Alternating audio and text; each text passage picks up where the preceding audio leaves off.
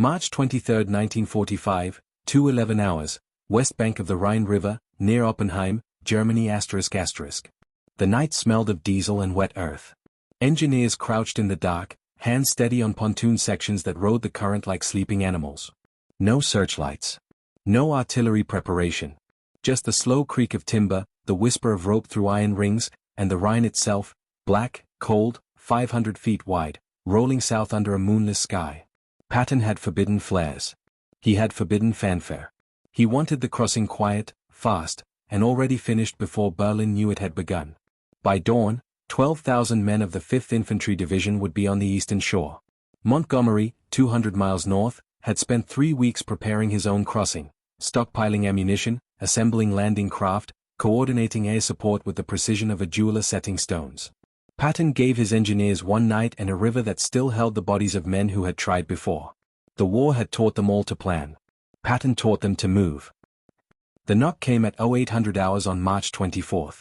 Churchill was still in his dressing gown, cigar unlit, reading overnight cables in a townhouse in Reims. The aide who entered carried a single sheet of yellow teletype paper, folded once. He did not salute. He simply handed it over and stepped back, watching the Prime Minister's face. Churchill read it twice. Then he set the paper on the table, very gently, as though it were made of glass. He looked up.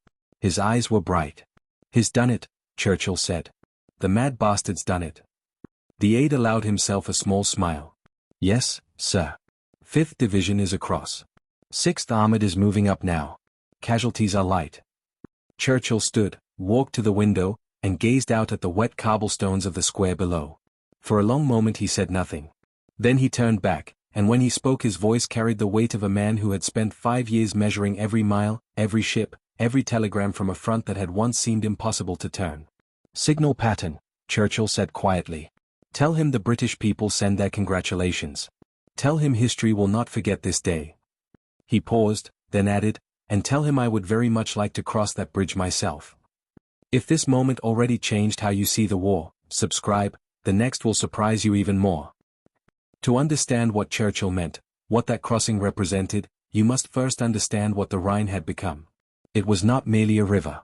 It was a psychological barrier, a liquid fortress that had guarded the German heartland for 2,000 years. Caesar had bridged it and withdrawn. Napoleon had crossed it and bled. In 1945, it was the last natural line between the Allies and Berlin, and every German commander from Rundstedt to Model knew that once the Rhine fell, the war was mathematically over. They had fortified both banks with minefields, machine gun nests, anti-tank obstacles, and artillery positions dug so deep into the hillsides that Allied bombers could not touch them. They had blown every bridge from Basel to the North Sea. They expected the Allies to mass, to prepare, to announce their intentions with a storm of fire and steel. Patton had other ideas. He had been planning the crossing since January, studying maps in a farmhouse command post south of Luxembourg, tracing the river's curves with a finger stained by cigarette ash. His staff officers, earnest men with engineering degrees and timetables, tried to explain the logistical requirements: bridging equipment, air cover, diversionary attacks, mine-clearing operations that could take weeks. Patton listened, nodded, and then said, "We'll do it in 48 hours. One colonel, a West Pointer who had built bridges in North Africa, actually laughed. He thought it was a joke. Patton did not laugh. He leaned forward, tapped the map, and said, "The Germans expect us to do what Montgomery's doing, pile up men and metal until we're too heavy to stop. So we won't.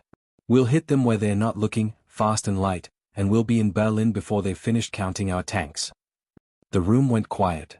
"Sir," the colonel said carefully, "the 5th Division is still refitting. The bridging companies are scattered from here to Metz. And the Luftwaffe still owns the night skies over." "Then get the 5th ready," Patton interrupted. "Pull the bridging companies together. And tell the Air Corps I want every goddamn plane they've got over that river when we go." He stood, walked to the window, and looked out at the winter sky. "Montgomery's got his plan. I've got mine. Difference is, mine starts the day after tomorrow." The 5th Infantry Division, men who had fought from Normandy to the Bulge, moved into position on the night of March 22. They came in darkness, trucks rolling without headlights, infantry companies peeling off into assembly areas marked only by strips of white tape laid by reconnaissance teams hours before. The air was cold enough to turn breath into fog. Soldiers checked weapons, tightened bootlaces, and wrote letters they might not send. Some slept. Most did not. At 2,200 hours, the first assault boats, 12-man plywood craft with outboard motors muffled by burlap, slipped into the water near Oppenheim. The current was strong. Engineers had calculated the drift and adjusted launch points accordingly. Each boat carried riflemen, a medic, a radio operator, and enough ammunition to hold a foothold for 6 hours. They crossed in waves, 10 minutes apart, navigating by compass and the faint glow of fires still burning on the eastern shore from earlier air raids. The Germans, dug into positions along the high ground, heard the motors too late. By 0300 hours, the 5th Division had secured a bridgehead 500 yards deep. Casualties, 11 dead, 43 wounded. The engineers, working in waist-deep water under sporadic machine gun fire, began assembling pontoon sections into a bridge that would carry tanks by noon. Patton arrived at dawn. He walked across the bridge while it was still unfinished, engineers still bolting down the final sections, and stood on the eastern bank with his hands on his hips, grinning like a man who had just won a bet with God. "We're across," he said to no one in particular. "Now let's see them stop us." The news reached Supreme Headquarters Allied Expeditionary Force at 0615 hours. Eisenhower, reading the report over breakfast, set down his coffee and stared at the map on the wall. He had known Patton was planning something. He had not known it would be this fast. He picked up the phone. "Get me 3rd Army." When Patton's voice came through, crackling, distant, impossibly cheerful, Eisenhower said simply, "Congratulations, George. You've just made history." Patton's reply was brief, "History, hell. We're making geography." The British press broke the story on March 25. The Times ran the headline, "Patton's Third Army crosses Rhine, Germans in full retreat." The article, written by a correspondent embedded with the 5th Division, described the crossing in language that bordered on the mythic, while Field Marshal Montgomery prepared his grand offensive with the methodical precision of a chess master. General Patton slipped across the Rhine with the audacity of a card sharp and the speed of a striking cobra. Churchill read it over lunch in the Cabinet War Rooms, 3 floors beneath Whitehall. He passed the paper to Alan Brooke, Chief of the Imperial General Staff, who scanned it and handed it back without comment. "He's done in 2 days what we've been planning for 2 months, Churchill said quietly. "Do you know what that means?" Brooke, a man not given to sentiment, allowed himself a thin smile. "It means the war is over, sir. The Germans just don't know it yet." Churchill nodded slowly. Then he stood, walked to the map table, and traced the line of the Rhine with one finger. "I want to see it," he said. "I want to stand on that bridge and look east. I want to see what Patton saw." "Sir, it's still a combat zone. The Luftwaffe." "I don't care," Churchill said. "Arrange it." 4 days later, on March 28, Churchill crossed the Rhine. He arrived by jeep, flanked by American MPs and British liaison officers who looked as though they were escorting a man to his own court-martial. The bridge, Patton's Bridge, already named the Patton Bridge by the men who had built it, was a crude, functional thing. Pontoon sections lashed together with steel cable, wooden planks laid across the top, swaying slightly with the current. Tanks were rolling across it in both directions, engines roaring, treads clanking, crews waving at the old man in the wool coat and Homburg hat who stood at the western approach, cigar clamped between his teeth, grinning. Patton met him halfway across. "Mr. Prime Minister," Patton said, saluting. "Welcome to Germany." Churchill returned the salute, then extended his hand. Patton shook it. "General," Churchill said, "you have given us something we have not had in 5 years." "What's that, sir?" "Hope that moves faster than fear." They stood there for a moment, 2 old men on a floating bridge, while tanks rolled past and the Rhine churned below. Then Churchill looked east, toward the hills where German artillery still fired sporadically, and said, "Do you know what Napoleon said when he crossed this river?" "No, sir." "He said, 'Now we will see what happens.' And do you know what happened?" "He lost." Churchill smiled. "Precisely. But you, General, you will not. If you're seeing this war in a new light, subscribe, the next scene will challenge you even more." The crossing at Oppenheim was not the largest amphibious operation of the war. It was not the bloodiest, nor the most celebrated. But it was, in many ways, the most consequential. Montgomery's crossing, launched 2 days later with overwhelming force and meticulous preparation, was a triumph of planning. Patton's was a triumph of will. Together, they broke the back of German resistance in the west and opened the road to Berlin. But Churchill's words, "hope that moves faster than fear," were not a commentary on tactics or logistics. They were a recognition of something deeper, that wars are won not merely by the accumulation of men and material, but by the speed with which an army can transform intention into action, hesitation into momentum, and doubt into certainty. Patton understood this instinctively. He had no patience for caution, no tolerance for delay. He believed that war was a contest of wills, and that the side which moved first, moved fastest, moved with the greatest audacity, would impose its reality on the enemy before the enemy could impose theirs. The Rhine crossing was the embodiment of that philosophy. It was not merely a military operation. It was a statement, we are coming. You cannot stop us. And we will not wait. The engineers who built the bridge worked for 72 hours without sleep. They waded into the river in water cold enough to stop a man's heart, hauled pontoon sections into place by hand, bolted steel girders together under machine gun fire, and cursed every officer who told them it couldn't be done. One sergeant, a man from Ohio who had built bridges in civilian life, later wrote in a letter home, they said we couldn't bridge the Rhine in 2 days. They said we'd need air cover, mine sweepers, a week of prep work. We did it in one night with plywood and rope and the kind of crazy confidence you only get from a commander who thinks impossible just means nobody's tried hard enough yet. That confidence was infectious. It spread through the ranks like a virus, turning exhausted men into believers. By the time the first tanks rolled across, the 5th Division had been awake for 36 hours straight. They did not sleep. They advanced. The German response was chaotic and disorganized.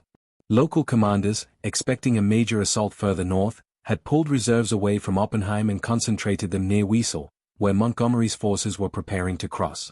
When the 5th Division hit the eastern shore, the nearest German units were 10 miles south, scattered across a series of defensive positions that had been designed to repel an attack that never came.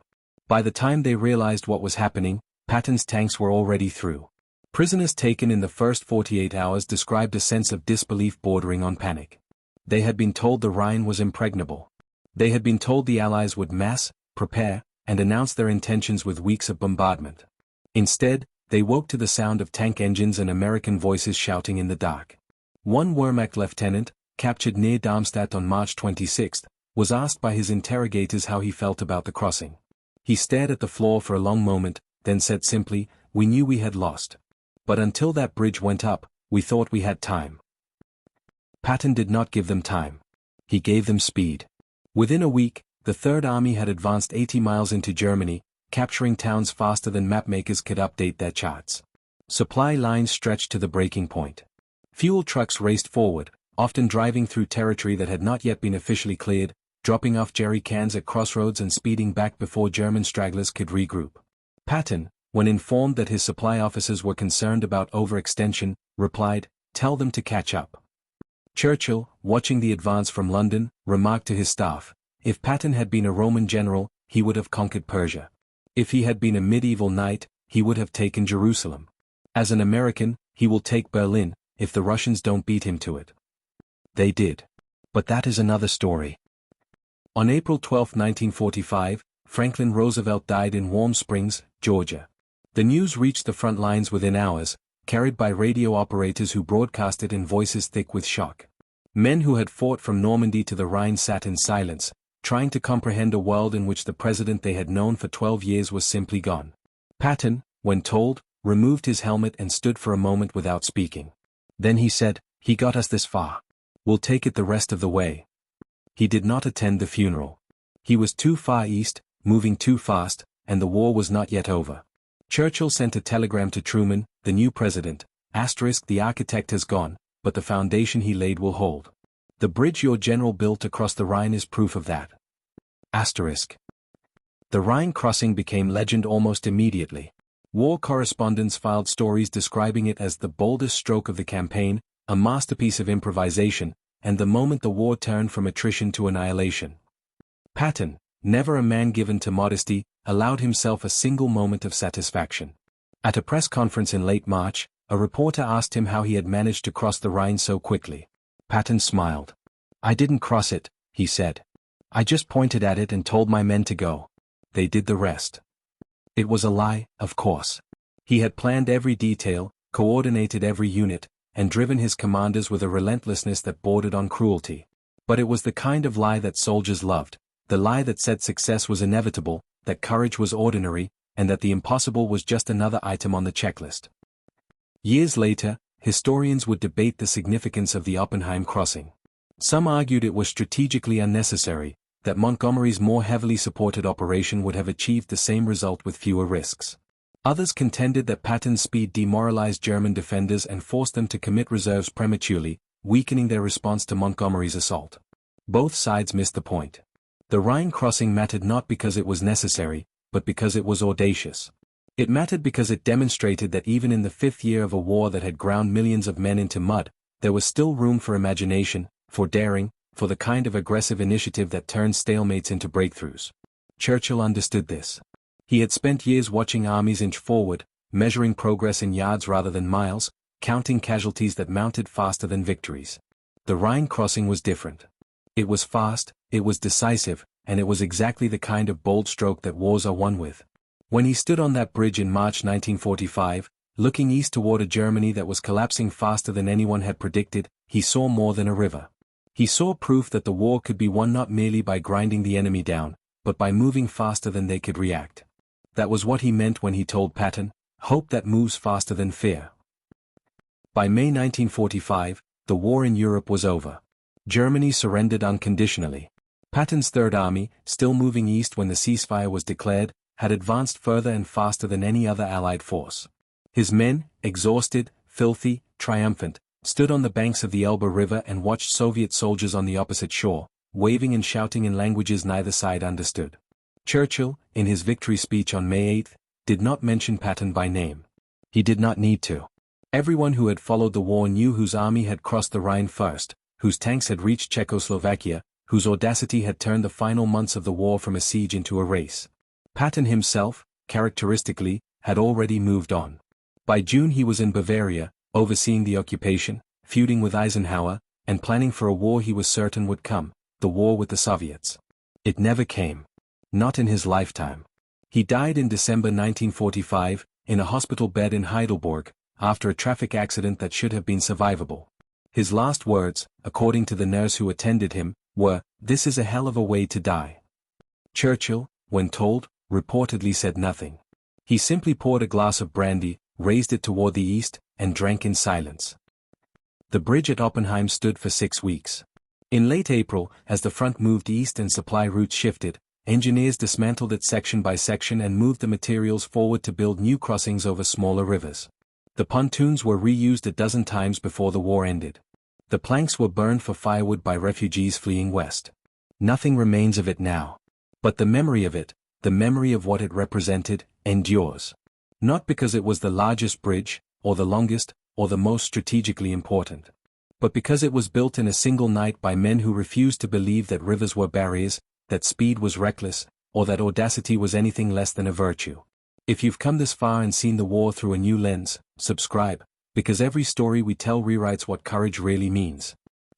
Churchill never wrote extensively about the Rhine crossing in his memoirs. He mentioned it briefly, in a paragraph sandwiched between accounts of Yalta and the final push into Germany.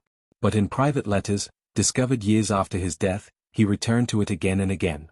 In one, written to Eisenhower in 1953, he said, "Of all the moments I witnessed in that terrible and glorious war, none moved me more than standing on Patton's Bridge and watching tanks roll east. It was not the machinery that impressed me, it was the certainty. For 5 years we had fought a war of attrition, measuring progress in increments so small they barely registered. And then, in a single night, a river that had guarded Germany for 2,000 years became just another road. That is what victory looks like. Not the slow accumulation of advantage, but the sudden, irreversible shift from if to when. That shift, from if to when, was what Patton gave the Allies in March 1945. It was what Churchill saw when he crossed the Rhine. And it was what every soldier who followed them eastward carried in his heart, the knowledge that the war was no longer a question of survival, but of time. In the end, the Rhine crossing was not about engineering or logistics or even military genius. It was about belief, the belief that speed could overcome caution, that audacity could break stalemates, and that a river, no matter how wide or deep, was just water. Patton believed it. His men believed it. And for 48 hours in March 1945, they proved it. Churchill, standing on that bridge with the Rhine churning below and Germany stretched out before him, understood what that proof meant. It meant the war was over. It meant the impossible had become inevitable. And it meant that history would remember not the generals who waited, but the ones who moved. The war had taught them all to calculate. Patton taught them to charge.